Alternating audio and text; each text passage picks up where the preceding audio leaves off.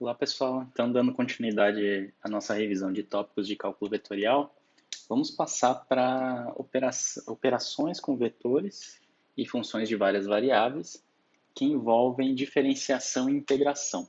Tá? Então, para começar, vamos considerar o seguinte: vamos considerar uma função escalar de três variáveis. Então, vamos denotá-la por f igual a um f que depende de x, y e z. X, y e z são três variáveis que podem ser, por exemplo, as três componentes de um vetor em três dimensões. Né? Pode ser a posição de um ponto em três dimensões. Né? Ou essa função f ela pode representar também o potencial elétrico numa certa posição x, y, z. O fato é que a gente tem uma função de três variáveis. E como é que fica a derivada total dessa função? Quando eu falo derivada total da função, eu estou me referindo ao diferencial df. Eu estou me referindo a esse objeto. Esse objeto ele vai conter a informação da taxa de variação dessa função f em cada uma das três coordenadas, em cada uma dessas três dependências x, y, z, tá? Não necessariamente coordenadas. Então, o primeiro termo que aparece aqui, quando eu escrever df, o diferencial df vai ser del f, del x, dx. Tá? Mas o que significa esse termo? Significa que eu estou tomando a derivada parcial, a derivada em relação a x, mantendo y e z constantes. Então, esse símbolo que a gente lê del f, del x, é a derivada parcial de f em relação a x, vezes o seu incremento na direção x, o dx. Então, quando eu escrevo esse operador, eu estou dizendo que eu vou derivar f apenas em relação a x. Y e z vão ser considerados como constantes. Tá? Então, esse primeiro termo, ele me traz a taxa de variação de f em relação a x. Agora, o segundo termo, já que é uma função de três variáveis, se fosse uma função de uma variável, eu pararia por aqui, mas eu tenho mais duas variáveis para levar em conta. Então, eu tenho mais del f, del y, del f, del y, dy. De novo, del f, del y é a taxa de variação de f em relação a y, mantendo x e z constante no caso. E, por fim, del f, del z, dz. Tá? Então, aqui a gente vê que a gente tem já a inclusão do conceito de derivada parcial. Tá? E como eu estou tomando, por exemplo, no primeiro termo, y e z constante, eu tenho uma variação de f apenas em relação a x. Então, aqui eu tenho a derivada em relação a x, a taxa de variação em relação a x, aqui em relação a y e aqui em relação a z. E aí, somando essas três parcelas, eu tenho o meu diferencial df. Tá? Então, essa é a primeira definição que eu vou precisar, a primeira quantidade que eu gostaria de trazer. Mas esse tipo de operação, esse DF, ele pode ser entendido de outras formas, ele tem outros usos. No que segue, a gente vai mostrar sua relação, por exemplo, com a operação de gradiente, relacionar essa derivada total com o gradiente da função f. Tá? Então, para fazer isso, eu preciso definir um operador, tá? Que é um operador vetorial que é representado pelo vetor nabla. Tá? Vetor nabla. O que é o vetor nabla? Tá? O vetor nabla, vocês já devem ter visto no curso de vocês, ele é representado dessa forma, tá? É um vetor, mas qual é a diferença dele de qualquer outro vetor? É que as suas componentes são operadores de derivação. Então, por exemplo, a componente, vamos usar coordenadas cartesianas aqui, a componente no eixo x vai ser x chapéu del x. Então, vocês estão vendo aqui que a componente dele é um operador de derivada. Tá? Ele não tem muita, vamos dizer assim, quer dizer, ele tem a sua usabilidade dessa forma, mas é interessante olhar para esse operador aplicado a alguma coisa, né? Então, isso aqui vai fazer sentido quando eu aplicar o operador nabla, por exemplo, a essa função f. Então, aqui nesse lugar vai aparecer a função f, onde eu vou e tomo a derivada em relação a x, tá? Mas o vetor nabla não é só isso. Ele tem a sua componente na direção y, que é o del y como componente, e o z chapéu, que tem o del z, tá? Então, essa operação, né, essa operação do vetor nabla, aplicar o operador nabla a objetos matemáticos, carrega a variação desse objeto em relação a uma dada variável. Tá? Então, se eu aplicar esse nabla a uma função f, eu vou ter as variações dessa função f em relação a cada um dos eixos. Tá? Então, vamos fazer isso, né? Vamos aplicar esse operador nabla a uma função f. Então, eu tenho nabla aplicado à função f. Então, o que eu tenho? Eu tenho esses três termos, né? Esses três termos aplicados à função f. Então, vai ficar assim: x chapéu del f del x mais y chapéu del f del y mais z chapéu del f del z. Tá? Essa aqui, pessoal, é o gradiente da função f. Então, o gradiente ele é a aplicação do vetor nabla a uma função escalar. E o resultado, como a gente está vendo, é um vetor. Tá? Essa é a operação de gradiente. Vamos escrever aqui. Esse é o gradiente da função f. Tá? Então, uma maneira de construir vetores também. Eu tenho uma função escalar f, eu aplico o vetor nabla, eu construo um outro vetor. Tá? Um vetor é um campo vetorial, no final das contas, né? Já que f é uma função de três variáveis. E se, por exemplo, essas três variáveis forem as posições no espaço, então eu tenho esse meu gradiente determinado, definido em cada um dos pontos do espaço. Eu tenho um vetor em cada ponto do meu espaço tridimensional. Então, o gradiente de um escalar, o gradiente da função f, é uma quantidade vetorial com três componentes, tá? Em três dimensões. Muito bem. Agora, como é que a gente vai fazer, como é que a gente relaciona esse meu gradiente com a derivada total? Tá? Vamos fazer o seguinte, vamos olhar para a seguinte operação. Eu vou olhar para a seguinte operação. Eu vou pegar o meu gradiente e vou fazer, né, o produto escalar dele com o meu deslocamento infinitesimal, que a gente definiu na outra videoaula. Então, eu vou projetar o gradiente na direção do meu deslocamento infinitesimal. Então, como é que fica isso? Bom, vamos fazer em detalhes. Então, primeiro eu escrevo quem é o gradiente, x chapéu, del f, del x, mais y, del f, del y, mais z chapéu, del f, del y, escalar o meu dr, né, que é o meu deslocamento infinitesimal. Então, é um dx x chapéu mais dy y chapéu mais dz z chapéu. Tá? E aí eu realizo o meu produto escalar. Tá? E aí a gente já sabe como funciona o produto escalar. Isso aqui vai resultar em del f del x dx. Tá? Quando eu fizer este termo escalar esse, o x escalar x, né? X chapéu escalar x chapéu vai dar 1. E aí sobra só del f del x dx. Mais del f del y dy mais del f del z dz. E o que vem a ser esse meu resultado? Se a gente olhar aqui para cima, né? Se olhar aqui em cima, ó, se a gente olhar aqui em cima, isso que está aqui embaixo é justamente a derivada total da minha função f. Então vejam, qual é a conclusão?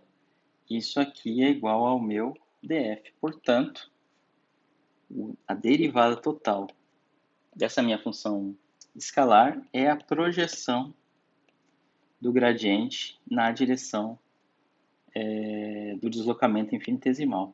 Tá? Se a gente olhar direitinho para esse produto escalar, né, então essa aqui é a relação entre a derivada total e o gradiente.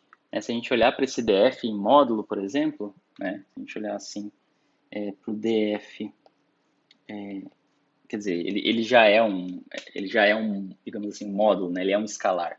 Então, DF vai ser o módulo do primeiro vetor, é um produto escalar, né?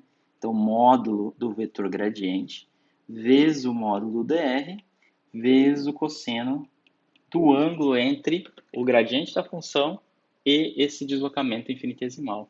Então, para que eu tenha um máximo, né, pessoal, a mudança máxima em f, que é representada pelo df, ela vai ocorrer quando o cosseno de θ for igual a 1, né, o valor máximo do cosseno. E isso ocorre quando o ângulo entre o gradiente dr é igual a zero. Né? Então, na verdade, para uma distância fixa dr, né, para um deslocamento infinitesimal, df será o maior possível quando o movimento ou a variação de df ocorrer na mesma direção do gradiente. Então, o gradiente, no fim das contas, ele sempre aponta na direção do aumento máximo da função f. Tá? Ele vai ser o valor desse df. O gradiente vai dar o valor da mudança máxima dessa minha função df, já que o df ele mede todas as variações de f em relação a todas as suas variáveis. Tá? Bom, isso é uma interpretação para o df, né? Mas em relação ao gradiente, onde é que ele aparece na física? Né? Se vocês lembrarem lá da mecânica clássica, né, a gente sabe que um campo de força, né, uma força, enfim, por exemplo, a força gravitacional, a força eletrostática, que a gente vai ver mais daqui a algumas videoaulas, se essa força ela for conservativa, né, em sistemas conservativos, em sistemas, ou seja, em sistemas onde não há dissipação de energia na forma de calor, por exemplo, nesses sistemas, onde eu tenho conservação de energia mecânica, a força é dita conservativa. E a força, nesses casos, a consequência disso, da força ser conservativa, é ela poder ser representada pelo gradiente de uma função escalar. Tá? Então, em sistemas conservativos, vamos escrever assim, então, em sistemas conservativos,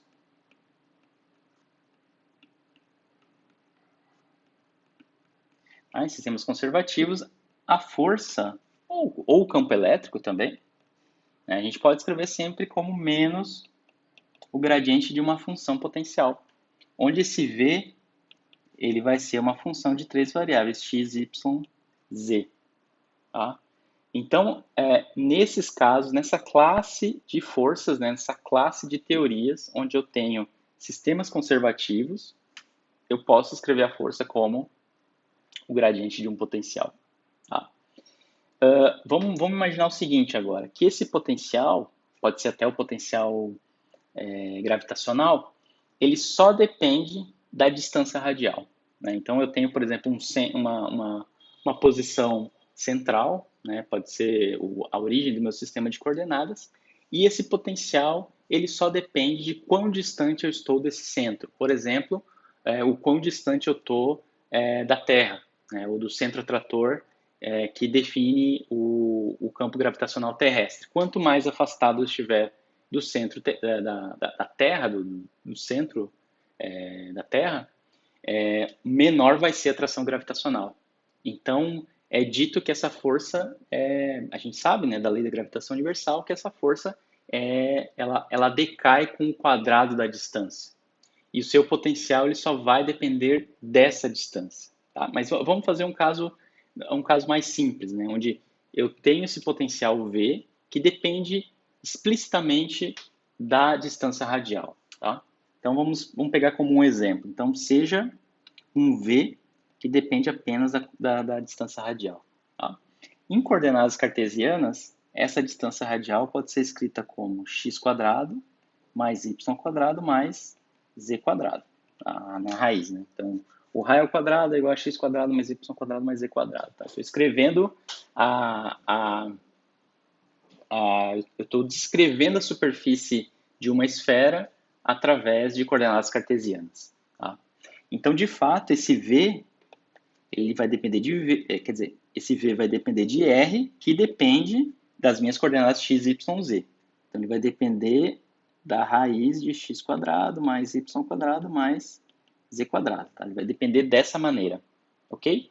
Agora vamos calcular o gradiente, né, para a gente saber qual é o campo de força. Então vamos lá. Como é que é o gradiente de V? O gradiente de V é x chapéu del V del x mais y chapéu del V del y mais z chapéu del V del z, tá? E aí eu tenho essas derivadas de V em relação a x, em relação a y e em relação a z, tá? Então vamos calcular cada uma delas separadamente. Essas contas, pessoal, esses exemplos estão nas notas de aula, tá? Você pode olhar lá com mais detalhe. Então vamos calcular cada uma dessas derivadas aqui da minha função potencial. Tá? Então del V del x vai ser o seguinte, vai ser del x, tá? De x ao quadrado mais y ao quadrado mais z quadrado. Tá? Então aqui, deixa eu só... Não, tudo bem. Essa é a dependência direta em R em x. Tá? Então, isso aqui vai ser... Aí vamos calcular a derivada. Né? Vai ser 1 meio x quadrado mais y quadrado mais z quadrado, aqui menos 1 meio, vezes a derivada do que tem aqui dentro, né? Vai ser 2x, tá? Então, essa derivada del v del x vai ser igual a, o 2 cancela, fica x sobre x quadrado mais y quadrado mais z quadrado, opa, z quadrado, né? Elevado a 1 meio, né? É a raiz, mas esse numerador, esse denominador que está aqui, é justamente o r, né? Então, isso aqui é x sobre r. Tá? O mesmo trabalho você pode fazer para o del v del y, que vai dar y sobre r. E você pode repetir para del v del z, que vai dar z sobre r. Tá? Então, aqui, com esses três resultados, esse aqui, esse e esse, a gente tem as componentes do gradiente de V. Então, vamos substituir agora aqui em cima no gradiente e ver qual é o resultado. Então, o gradiente de V vai ser igual a x chapéu vezes x dividido por r mais y chapéu y dividido por r mais z chapéu vezes z dividido por r. Tá? Então, isso aqui vai ser, vou colocar em evidência o r, isso aqui vai ser x chapéu mais y chapéu mais z chapéu. E o que está aqui em cima, pessoal, é o próprio r, é o r vetor. Então, no fim das contas, o gradiente de V é r vetor sobre o módulo de r. Tá? Muito bem. Então, é esse o resultado. Tá? É um exemplo de aplicabilidade do nossa definição do gradiente. Tá? Eu posso escrever isso aqui em coordenadas esféricas também, né? Posso usar, enfim, escrever isso aqui em termos de coordenadas esféricas, né? Mas aqui eu acho que eu acabei não escrevendo. Esse V aqui, deixa eu só corrigir aqui. Deixa eu só arrumar isso aqui. Eu estou escrevendo isso aqui, na verdade, explicitamente como o V é o próprio x ao quadrado mais y ao quadrado mais z quadrado, não meio, tá? Só para deixar claro. É uma função que depende explicitamente de R, tá? Muito bem. E diferente do que está nas notas de aula, onde V é uma função implícita de R, tá? Então, só tomem esse cuidado quando forem estudar. Muito bem. Então, a gente já tem a nossa primeira, vamos dizer, a nossa primeira operação com o vetor nabla. Então, a gente tem o nosso vetor nabla, a gente fez a aplicação dele a um escalar, e agora a gente vai fazer o primeiro produto entre vetores, usando o vetor nabla, que seria o análogo ao produto escalar entre dois vetores. Só que um desses vetores agora é o próprio operador nabla, é o próprio vetor nabla. A essa operação de produto escalar ou produto interno entre o nabla e um certo vetor, a gente dá o nome de divergente de um vetor. Tá? Então, essa é a nossa próxima operação. Então, divergente de um vetor. Tá? Então, essa operação é outra operação que a gente pode realizar com o vetor nabla. Então, o produto escalar do vetor nabla com um certo vetor A. Então, é isso aqui, ó, nabla escalar o vetor A. Isso aqui a gente chama de divergente do vetor A. Tá? Então, aqui é fácil a gente construir essa operação, porque a gente já sabe quem é o nabla e a gente sabe como escrever um vetor em 3 dimensões, tá? Em coordenadas cartesianas. Sempre lembrando, estou fazendo tudo em coordenadas cartesianas, mas é algo que vale para outros sistemas de coordenadas. Tá? Então, isso aqui vai ser, vamos escrever quem é o nabla, del x, x chapéu, del x, y chapéu, del y, mais z chapéu, del z, e escalar, o sinal de produto escalar, AX, x chapéu, mais AY, y chapéu, mais AZ, z chapéu. Tá? Agora a gente faz o produto escalar normalmente, tá? Esses são os únicos termos que vão ser diferentes de zero. E aí o gradiente do meu vetor A, a gente já pode prever, né, pessoal? Isso aqui é um produto escalar, um produto interno. Então a gente espera que o resultado seja um escalar. Tá? Então é o que vai acontecer aqui. Então esse escalar vai ser dado por del AX, del x, né? A partir desse termo aqui, né? Já que o produto escalar de x chapéu com x chapéu é 1, então vai ficar esse operador derivada em relação a x aplicado a AX. Tá? Mais del AY, del y mais del AZ, del z. Tá? Aqui está o meu escalar, o meu divergente de A, que é um escalar. Então, eu tenho a derivada da componente AX em relação a x, a derivada da componente AY em relação a y e a derivada da componente AZ em relação a z. Mas, percebam, pessoal, essas operações de gradiente e divergente, principalmente o divergente, são extremamente importantes para a gente entender a eletrostática, tá? Todo o eletromagnetismo. Então, é importante que a gente saiba a estrutura, pelo menos, dessas operações. E como é que a gente pode entender geometricamente o divergente, né? Olha só, vamos considerar primeiro uma carga, né? Vamos pegar uma carga, tá? Uma carga elétrica, uma carga elétrica positiva, por exemplo. Ou pode ser um sorvedouro, ou uma fonte de campo, seja lá qual campo você queira. Mas a gente pode ficar usar as bases físicas do eletromagnetismo. Tá? Então, por exemplo, tem uma carga e as linhas de campo são para fora. Tá? Então, tem um monte de linhas de campo divergindo desse ponto. Tá? Tem um monte de... Estou representando dessa maneira. Tá? Na verdade, o ideal seria representar como uma linha única, né? Mas tudo bem. Então, aqui eu tenho esse campo vetorial divergindo desse ponto, tá? Pode ser uma carga elétrica e eu tenho aqui o campo elétrico correspondente. Tá? Então, pessoal, percebam que nessa figura eu tenho o campo divergindo desse ponto. Então, aí eu posso mostrar isso, que o divergente é maior que zero. Tá? Eu digo que o divergente desse meu campo A, nessa situação, é maior que zero. Porque o divergente, pessoal, a gente vai ver com o teorema de Gauss, o teorema do divergente, ele está associado ao fluxo de campo através de uma superfície. Então, se eu tenho, por exemplo, divergente maior que zero, significa que eu tenho um fluxo positivo de campo saindo, né, um fluxo de campo positivo através de uma certa superfície. Eu tenho que imaginar sempre uma superfície aqui imaginária. E aí, através dessa superfície, eu vejo que essas linhas de campo estão escapando desse ponto. Elas estão divergindo desse ponto. Então, significa que o divergente é maior que zero.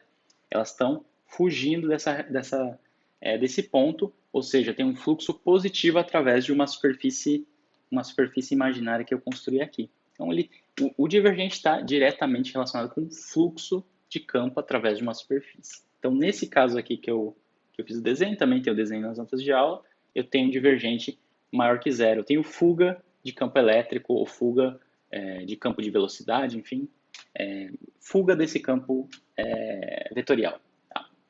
Numa outra situação, em que eu tenho também uma carga, tá? Ou uma fonte, ou sorvedor, e eu tenho esse meu campo vetorial, né, convergindo, digamos assim. Tá? Peraí. Convergindo para esse ponto. Vou fazer assim.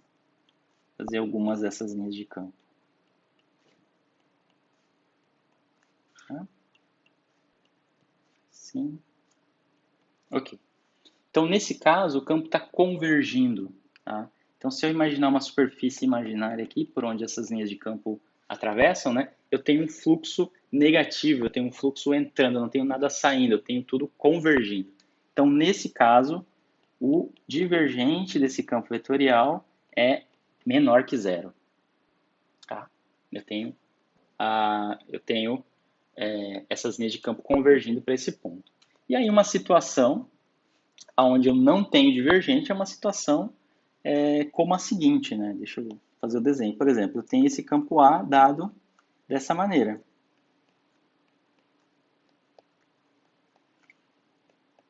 Por exemplo. Então, se eu construir uma superfície aqui, se eu fizer uma superfície fechada, eu vou perceber que a quantidade de campo que entra é a mesma quantidade de campo que sai.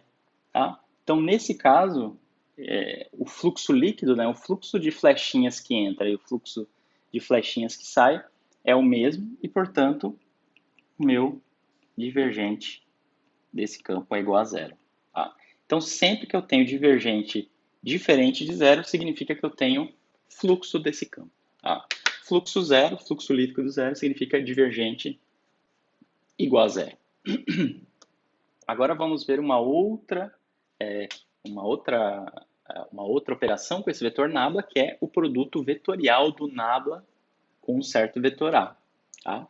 Seria o rotacional de um vetor. Tá? Então, dá-se o nome ao produto vetorial do nabla com um certo vetor A, a gente dá o nome a essa operação de rotacional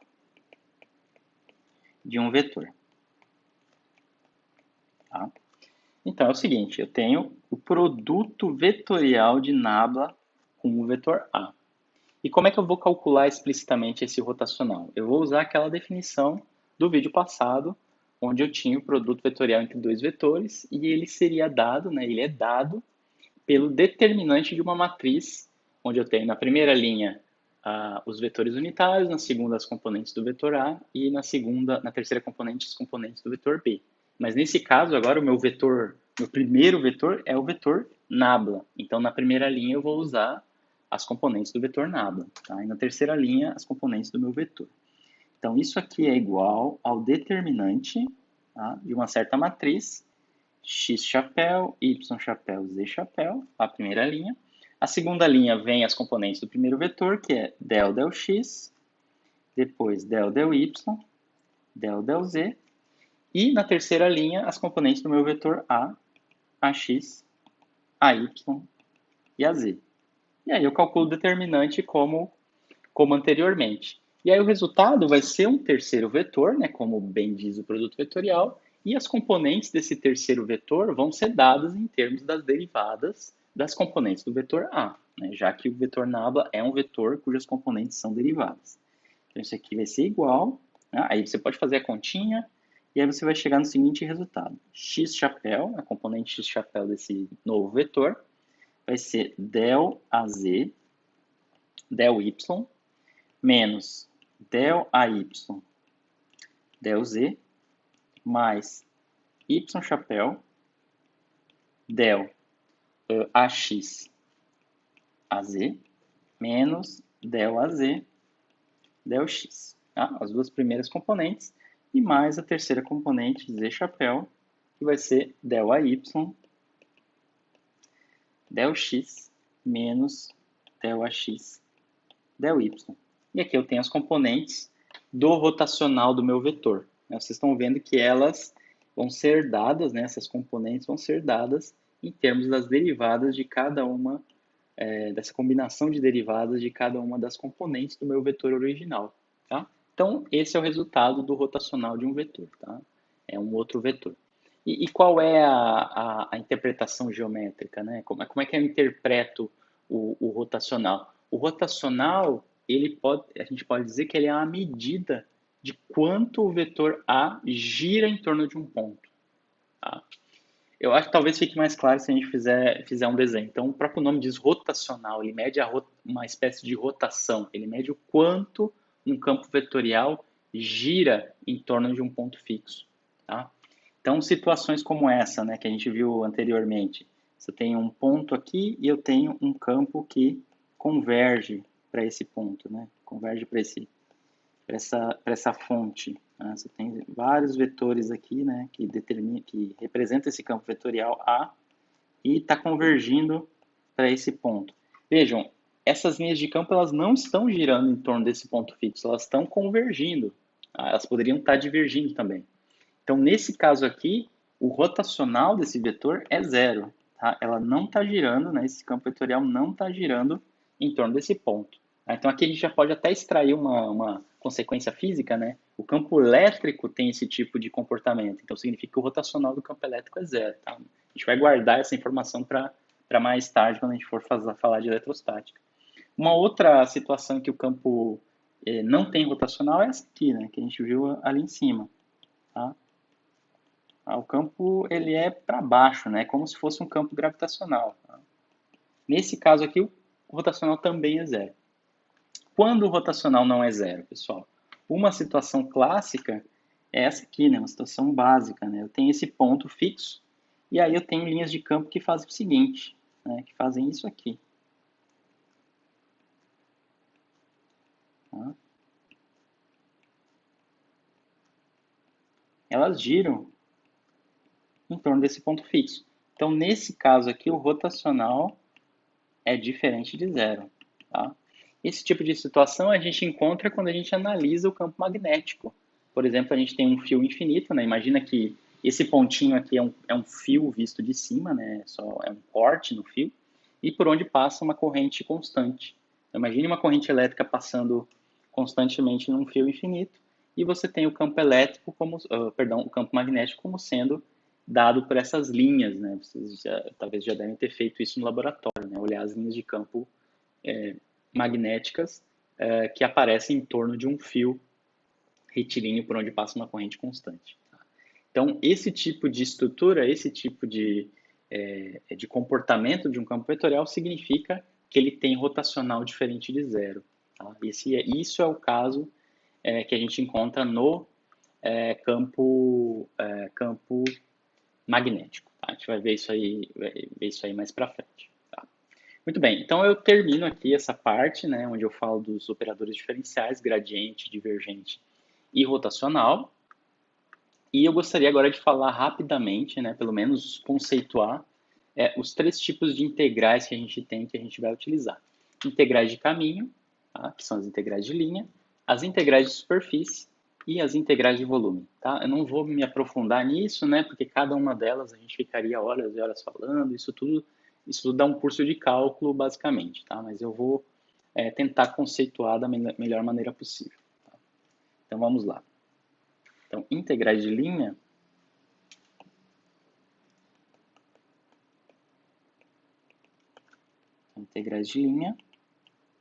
tá?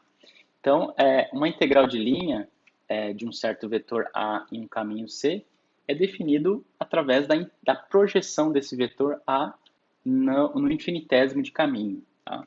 Vamos fazer de maneira mais detalhada. Então, aqui eu tenho um ponto inicial A e aqui eu tenho um ponto final B. E ligando... Opa, vou fazer melhor isso aqui. E ligando esses dois pontos, eu tenho essa curva. Essa curva que eu vou dar o nome de curva C. Tá? Então, eu posso definir nessa curva um infinitésimo de deslocamento. Tá? Eu estou me deslocando, tem uma partícula aqui se deslocando nessa curva. Tá? Então, imagine uma partícula saindo de A até B e dl, esse dl aí, ele é o infinitésimo de deslocamento nessa curva. Se eu somar todos os dl's, né, desde A até B, eu formo essa curva, eu consigo reconstruir essa curva. Tá? E aí, nesse espaço aqui, eu tenho definido o meu campo vetorial A. Então, por exemplo, o campo vetorial A tem esse vetor... Peraí, deixa eu só... Aqui mudar de cor, ok? Tem o vetor A nesse ponto, né? Quer dizer, esse campo vetorial ele tem esse vetor nesse ponto, esse outro vetor nesse ponto, esse outro vetor aqui que passa pela curva, esse outro que está aqui, esse outro que vem aqui. Tá? Ele é um campo que está definido em todo o espaço. Você está vendo que tem, e nesses pontos por onde passa a curva, eu tenho também esse campo vetorial definido. Tá? E a integral de linha desse campo, tá? O quanto desse vetor está projetado nessa curva, é dado pela integral de linha desse vetor, tá? Que eu represento pela integral, tá? Na curva C, né? De A escalar dl. Então, o que tem aqui dentro do integrando é o seguinte, pessoal, é o quanto do vetor A está projetado no caminho desde A até B, no caminho que é representado pela curva C. Uma outra maneira de escrever isso aqui é usar os seus limites, né? Então, uma integral desde A até B de A escalar dl. Tá?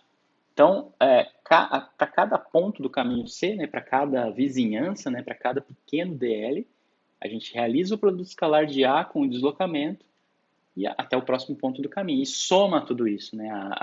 A integral é isso, né? A integral é uma soma. Então, eu estou pegando todas as projeções de A em dl e somando, tá? Para calcular quanto desse meu campo vetorial A está projetado na direção de dl.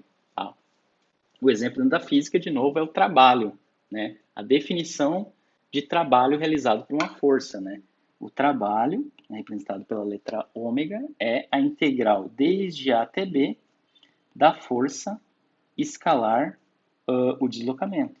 Tá? É o quanto da força está projetado no deslocamento. Né? A soma de todas as contribuições dessa projeção que fazem com que o corpo se movimente. Né? Eu preciso ter uma força sendo aplicada no objeto nesse caminho e através dessa integral eu consigo obter qual é o trabalho realizado por essa força. Tá? Então, dentro da física, a integral de linha tem um exemplo muito clássico, muito direto, que é o trabalho realizado por uma força. Tá? Então, essas são as integrais de linha.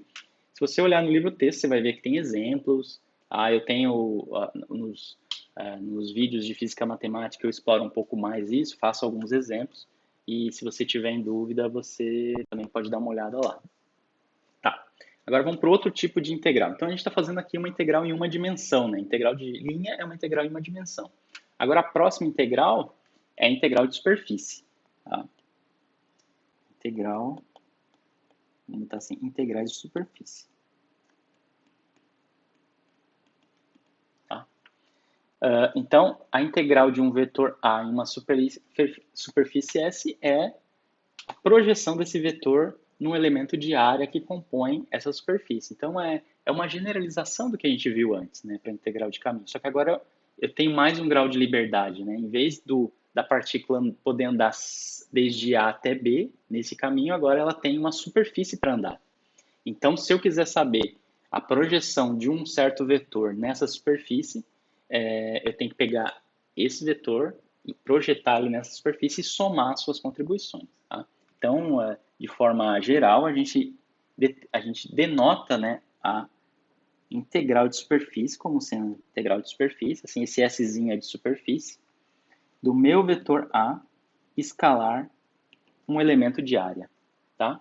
Então, e como é que é esse elemento de área? Vamos pegar o seguinte, eu tenho aqui meu sistema de coordenadas, x, y, z, e nesse espaço tem uma curva, uma área, né? Então tem uma certa área aqui, tá? E aqui, nessa superfície S, né, nessa superfície S onde eu vou fazer a integração, eu posso definir um pequeno elemento de área, que é esse quadradinho que está aqui. Se eu somar todos os elementos, todos esses pequenos quadradinhos, esses quadradinhos infinitesimais, eu vou formar a área dessa superfície. Tá? Mas eu preciso de uma orientação. Eu preciso, porque eu quero montar, né, eu quero construir um vetor a partir desse meu elemento de área, porque eu preciso fazer o produto escalar, né? Então, eu preciso de um vetor que represente o infinitésimo de área, tá? Então, eu escrevo aqui, posso representar desse jeito, é o meu dA. Mas como é que é esse dA? dA vai ser igual ao módulo de dA, né, que é o tamanho desse quadradinho, né, o tamanho desse infinitésimo de área, vezes o vetor normal, tá? Que é um vetor que aponta na direção perpendicular a essa superfície. Tá? Então, com essa construção, eu tenho um elemento de área orientado. Tá? Então, dA vetor é um trecho infinitesimal de área com direção perpendicular à superfície. Então, eu pego esse meu campo A, faço a projeção nesse vetor dA, que é um trecho de área orientado, e eu calculo a minha integral de superfície. A integral de superfície, a gente vai ver daqui a pouco, está relacionada ao fluxo. Quanto desse campo vetorial A atravessa a superfície S. É isso basicamente que mede a integral de superfície. Bom, como a generalização pede, agora a gente vai para as integrais de volume. Tá?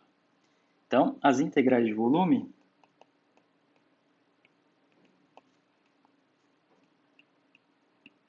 é uma generalização do que a gente já viu.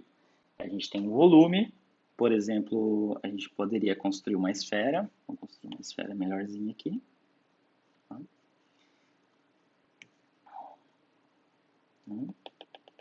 A gente tem esse volume dado por essa esfera.